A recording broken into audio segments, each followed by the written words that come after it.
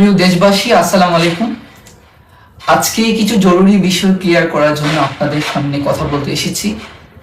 আপনারা নিশ্চয় অবগত আছেন, গতকাল শায়েস্তাগঞ্জ থানা এলাকায় আমাদের এক জুলাই আন্দোলনকারী ভাইকে অন্যায়ভাবে গ্রেফতার করায় থানা প্রশাসনের সাথে কথা বলার প্রাক্কালে উত্তেজনাকর পরিস্থিতিতে আমার মুখ ফসকে অসাবধানতা বশত একটি স্লিপ অফ টাংকে কেন্দ্র করে দেশবাসীর নিকট একটি ভুল বার্তা পৌঁছার উপক্রম হওয়ায় প্রকৃত তথ্য দেশবাসীর নিকট তুলে ধরার জন্য আজকে আপনাদের সামনে হাজির হয়েছি। মূলত গতকাল আমি উক্ত সংশ্লিষ্ট থানাতে শুধুমাত্র গিয়েছিলাম আমার একজন জুলাই সহযোদ্ধাকে বাঁচানোর জন্য, যাকে ভুল তথ্যের ভিত্তিতে ডেভিল আখ্যা দিয়ে থানায় নিয়ে যাওয়া হয়েছিল। আমার স্থানীয় সহযোদ্ধাগণ, ভুক্তভোগী পরিবার এবং ইনফ্যাক্ট আমি নিজে উক্ত সহযোদ্ধার আন্দোলনে তার যথেষ্ট ভূমিকার যথেষ্ট প্রমাণ সম্বলিত তথ্যগুলো প্রশাসনের নিকট বারবার উত্থাপন করলেও তারা তাকে ছাড়তে টালবাহানা শুরু করলে এক পর্যায়ে আমি নিজের উপর নিয়ন্ত্রণ হারিয়ে ফেলি। কারণ আমার কাছে তখন একটা বিষয় মুখ্য মনে হয়েছিল যে ছেলেটি আমার সাথে আন্দোলন করেছে, যে ছেলেটি আমার সাথে একই সারিতে দাঁড়িয়ে ফাইট করেছে, সেই ছেলের সাথে এভাবে অন্যায় করা হবে, এটা অন্তত আমি মেনে নিতে পারি নাই। এবং মূলত আমি বুঝাতে চেয়েছিলাম যে আমরা জুলাই গণঅভ্যুত্থানে আমরা হবিগঞ্জের জুলাই যোদ্ধারা, হবিগঞ্জের শান্তিপ্রিয় মানুষদেরকে সাথে নিয়ে হবিগঞ্জের থানাগুলোকে এবং সরকারি স্থাপনা সমূহ নিরাপদ ও অক্ষত রাখার ভূমিকা আমরা পালন করেছি। অপরদিকে সেই বেদনাদায়ক অধ্যায় ঐতিহাসিক 5ই আগস্ট আমি সহ আমার হবিগঞ্জের সকল সহযোদ্ধারা, তখন আমরা হবিগঞ্জের টাউন হলে বিজয় মিছিল চলাকালীন সময় জানতে পারি যে বানিয়াচংয়ের মাটিতে আমার 9 জন ভাইকে এসআই সন্তোষের নেতৃত্বে গণহত্যা করা হয়েছে।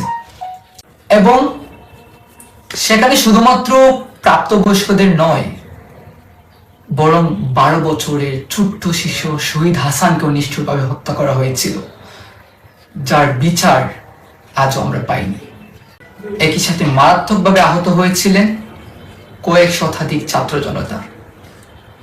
অতঃপর সেই 17 বছরের নিপীড়ন, নিষ্পেষণ আর একসাথে 9 জন ভাইকে হারানোর বেদনায় নিপীড়িত স্থানীয় জনতা গণ প্রতিরোধ গড়ে তুললে হাজার হাজার জনতা দীর্ঘ সঞ্চিত ক্ষোভের বহিঃপ্রকাশ ঘটিয়ে প্রতিবাদের এক অনিবার্য বিস্ফোরণ ঘটান। উল্লেখিত ঘটনাটি জানার সাথে সাথে আমরা পরিস্থিতি নিয়ন্ত্রণের জন্য তৎকালীন আর্মি ক্যাম্পের সাথে যোগাযোগ করি এবং তারা সেখানে উপস্থিত হলে বহুল ঘটনার পরবর্তী সময়ে তারা পরিস্থিতি নিয়ন্ত্রণে আনতে সক্ষম হন।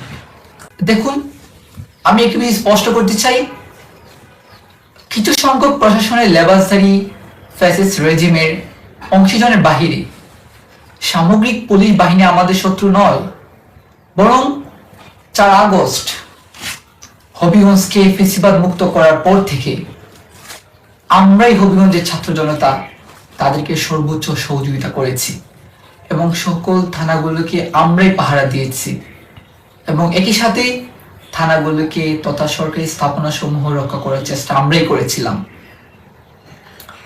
আজকে আমি অত্যন্ত উদ্বেগের সাথে লক্ষ্য করেছি আমার বিরুদ্ধে যেভাবে কুট করে একটি স্লিপ অফ টাংকে বিভিন্ন মিডিয়ায় ছড়িয়ে দেওয়া হয়েছে, সেটি আমাকে চরমভাবে মানসিকভাবে বিধ্বস্ত করেছে। তার বিপরীতে আমি শুধু একটা কথাই বলেছি যে আমাকে আঘাত করুন, আমি মাথা পেতে নিব, কিন্তু প্লিজ আমার উপর বেইনসাফ করতে যে আমার বানিয়াচংয়ের যে 9 জন ভাইকে গণহত্যা করা হয়েছে, প্লিজ তার বৈধতা দিবেন না। আমি শুধু একটা কথাই বলতে চাই, আমি আমার সকল জুলাই যোদ্ধাদেরকে আমি হৃদয় থেকে ধারণ করি।